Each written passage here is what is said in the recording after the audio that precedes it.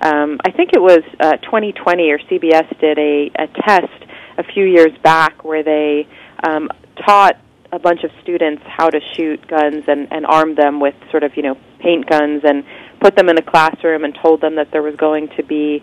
a shooting in the classroom and to sort of be ready. And then sometime in the middle of class, they sent in an armed shooter, and they recorded what happened and then looked back at it. And when they looked back at what had happened, not only did not one armed student in the entire classroom manage to shoot the shooter before he shot most of the people in the classroom, but many of them shot each other and themselves.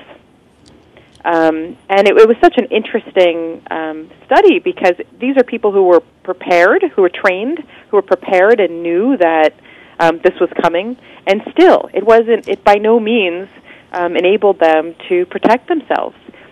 So the whole idea that under stress and in those situations that an armed citizen is going to somehow stop crime or is going to protect a group from a mass shooter is actually absolutely a fallacy. There's another story of when the shooting in the Tucson parking lot happened, that there was a concealed carry individual in the supermarket who ran out when he heard the gunshots and pulled out his gun, and he says he almost shot the wrong person,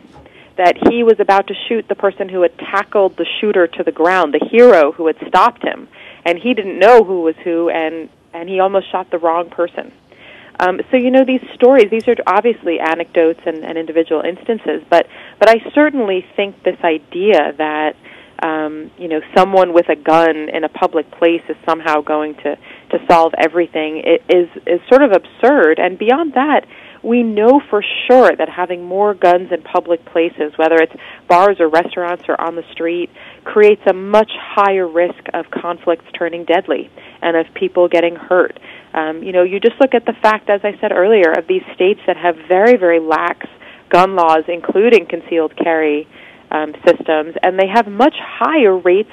of gun deaths. So having more guns on the street isn't saving people's lives and preventing violence. It's creating more violence by having more guns more easily available, and the lethality of those weapons is sure to lead to some serious impact.